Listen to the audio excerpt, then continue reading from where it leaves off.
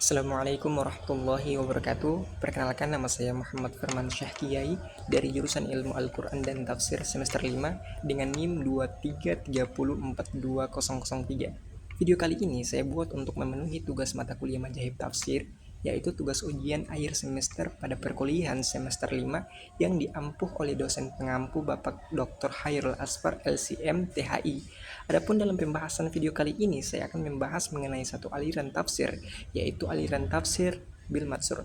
Kapan, bagaimana, dan apa faktor pendukung dari adanya aliran tafsir bil matsur serta apa definisi aliran tafsir bil matsur tersebut. Pada poin pertama, saya akan membahas mengenai definisi aliran tafsir bil matsur. Tafsir bil matsur merupakan ilmu yang mempelajari bagaimana memahami Al-Quran, sementara memahami bil matsur berasal dari isim manful atshara yang berarti mankul atau dinukilkan. Kata bil matsur di sini mencakup baik yang dinukilkan dari Allah melalui Al-Quran, yang dinukilkan dari Nabi Muhammad SAW atau hadis, dan dari para sahabat radhiyallahu anhu dan tabi'in. Jadi yang dimaksud dengan tafsir bil matsur adalah keterangan atau penjelasan yang dimaksudkan dalam Al-Quran yang diambil dari beberapa ayat Al-Quran itu sendiri, dari Nabi Muhammad SAW dan dari para sahabat dan tabi'in. Adapun sejarah tafsir bil matsur. Tafsir bil matsur muncul sejak masa Rasulullah SAW abad 1 Hijriah atau 7 Masehi di Mekah dan Madinah. Aliran ini lahir karena kebutuhan umat Islam untuk memahami Al-Quran berdasarkan penjelasan yang bersumber dari wahyu, bukan akal semata. Penafsiran dilakukan dengan merujuk pada Al-Quran, sunnah Nabi, perkataan sahabat dan tabi'in. Nah, jadi faktor utama kemunculannya adalah peran Rasulullah sebagai mufasir pertama, keilmuan sahabat, turunnya ayat secara bertahap, serta kekhawatiran terhadap penafsiran bebas tanpa dasar riwayat. Tokoh utama dan karya monumental tafsir bil matsur, aliran tafsir bil matsur, diwakili oleh para mufasir yang menafsirkan Al-Quran berdasarkan riwayat dari Nabi Muhammad, sahabat, dan tabi'in.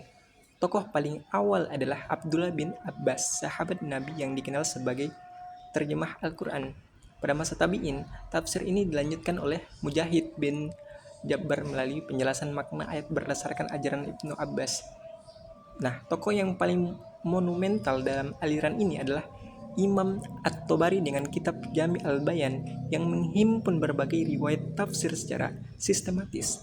Aliran ini kemudian dipopulerkan dan disempurnakan oleh Ibnu Katsir melalui tafsir Al-Quran Al-Azim yang sangat mengutamakan hadis sahih dan menyeleksi riwayat lemah.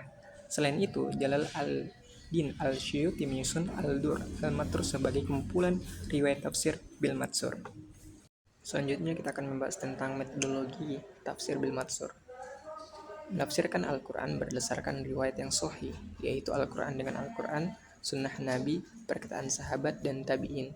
Metode yang paling dominan digunakan adalah tahlili, dengan menafsirkan ayat secara berurutan sesuai mushaf, coraknya bersifat riwayat atau nakli, dan menghindari penafsiran rasional yang spekulatif. Dan selanjutnya kita akan membahas tentang karakteristik khas utama tafsir bil matsur yang membedakannya dari aliran lain. Itu yang pertama, berbasis riwayat nakli, menafsirkan Al-Quran dengan Al-Quran, sunnah Nabi, perkataan sahabat dan tabi'in, dan mengutamakan keabsahan sanad, sehingganya riwayat yang lemah dan Israiliyat harus diseleksi atau tidak ditolak. Terus minimnya spekulasi akal dan tidak menjadikan rasio sebagai sumber utama penafsiran.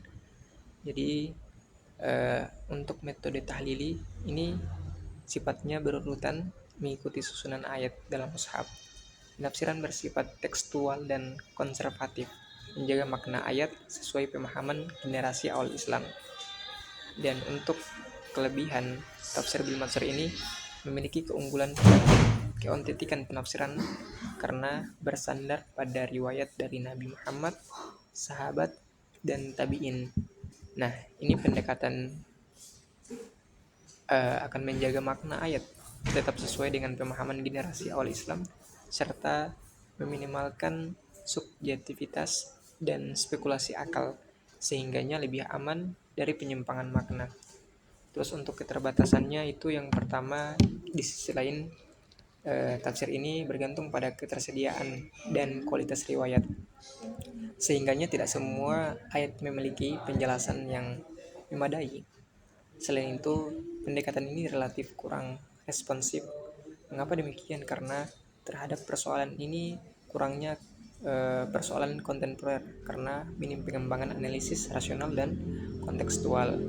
Dan terakhir, pembahasan terakhir ini menjelaskan mengenai tentang contoh penafsiran tafsir bil matsur. Aspek utamanya yang pertama itu contoh menafsirkan Al-Quran dengan Al-Quran di ayat Quran surat Al-An'am ayat 82 yang berbunyi alladzina amanu wa lam yalbisu imanahum. Itu dalam Ibnu Katsir dalam kitabnya itu menekankan kata zulm atau kezaliman dalam ayat ini ditafsirkan sebagai syirik, bukan kezaliman secara umum.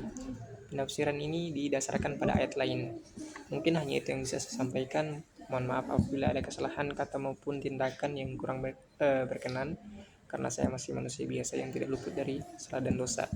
Saya Muhammad Firman Syah Kiai, pamit undur diri. Wassalamualaikum warahmatullahi wabarakatuh.